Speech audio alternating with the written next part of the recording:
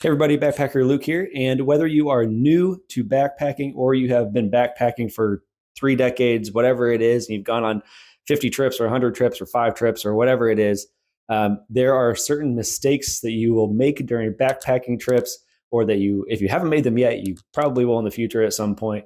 But these are just mistakes that I have made in my experience or whatever. And this is for me to give you some of my experience and say, these are the mistakes that I've made, and to try to avoid these while you're doing your trip, and just to plan extra carefully to avoid these kinds of things. So if that made any sense, I hope it did.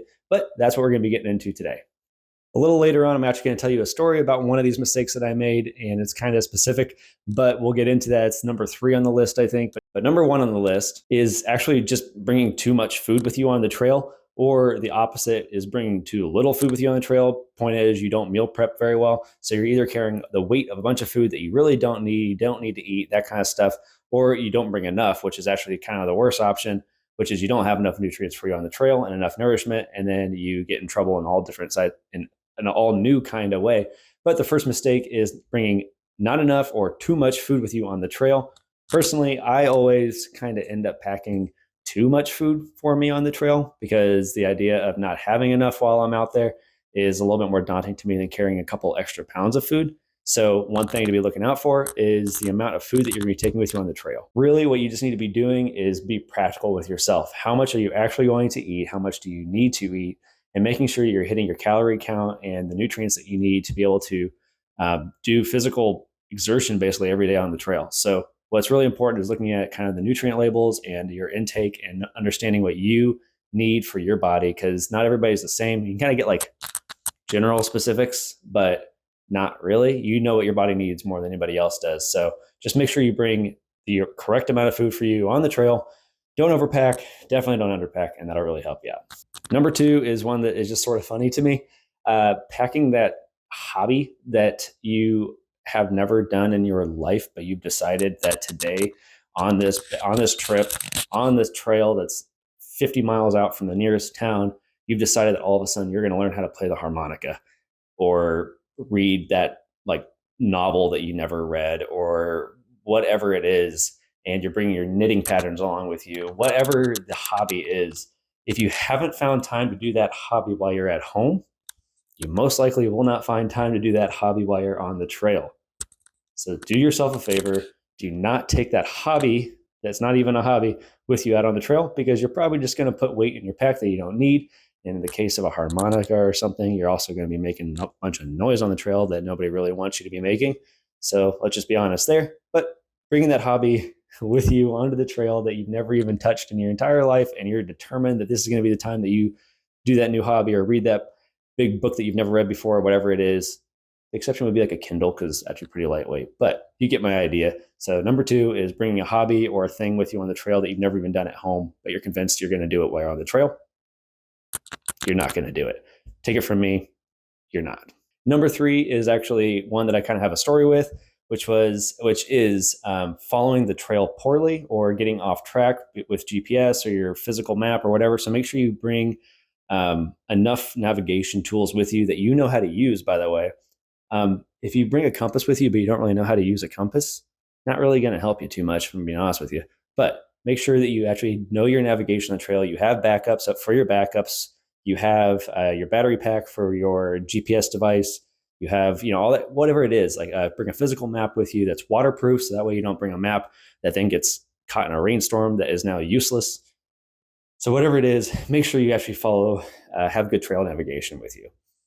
My story with this is during one spring break, I went to Colorado to just do some day hiking and that kind of stuff, from Chicago to Colorado, and got out on this mountain. I brought a headlamp with me because I knew it was going to get dark on the mountain, so I brought a headlamp with me. Hiked up to a peak that was like 8,500 feet in elevation. It wasn't huge, but I was looking out over, I think it was Colorado Springs.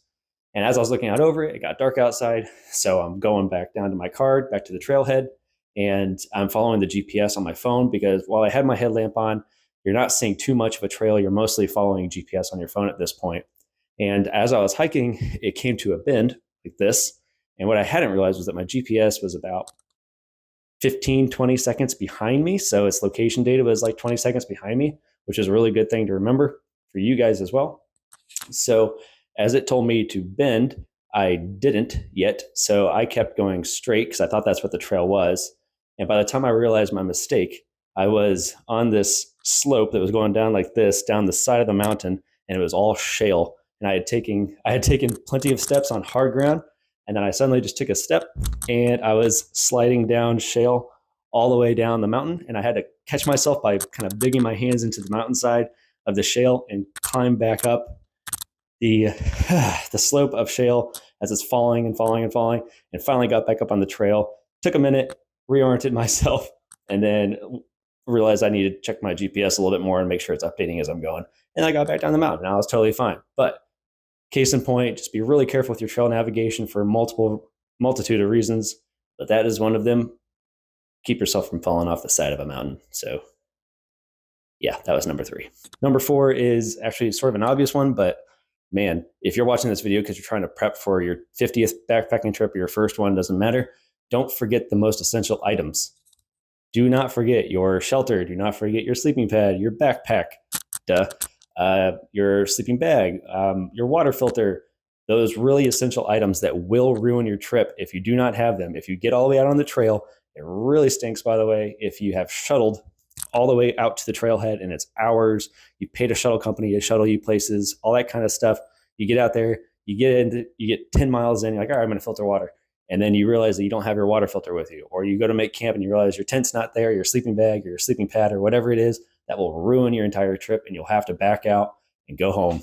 And that would really suck. So make sure you have your essential items with you, because without those, you can go without a lighter. You can do cold soak your food if you have to. You can go without a stove technically most of the time, but really make sure you have your essential items, because those types of items you will have to just get off the trail if you've forgotten them. So save yourself the trouble. Remember, your double and triple check your essential items. Number 5 is overestimating the amount of mileage you can do in one single day, or just as the whole trip combined.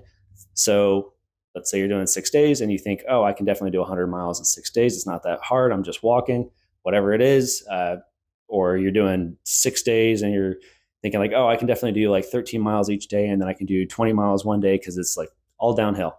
Whatever it is, just make sure that you are not overestimating the amount of mileage you can do. It's always better to get to the end of the trail and realize you finished a day early.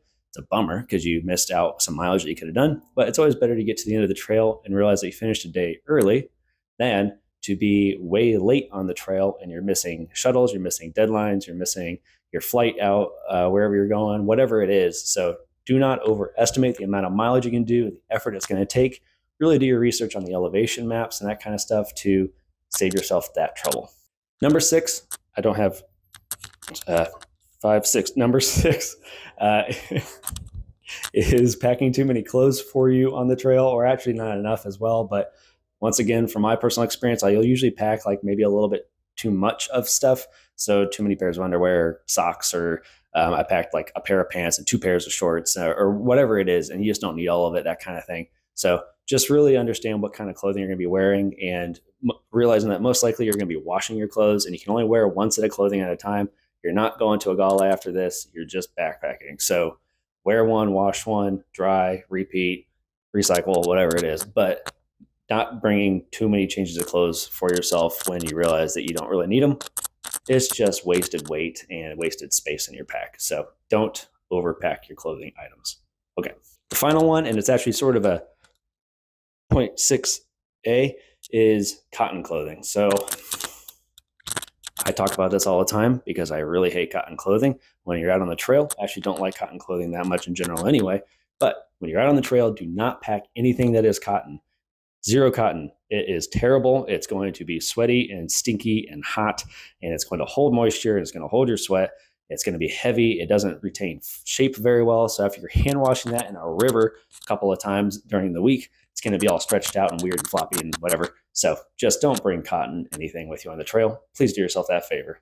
Okay, that's all I have for you right now. So I hope you enjoyed it and that was helpful and beneficial for you. If it was, make sure to like the video, subscribe to the channel, and I will see you in the next one. Thanks.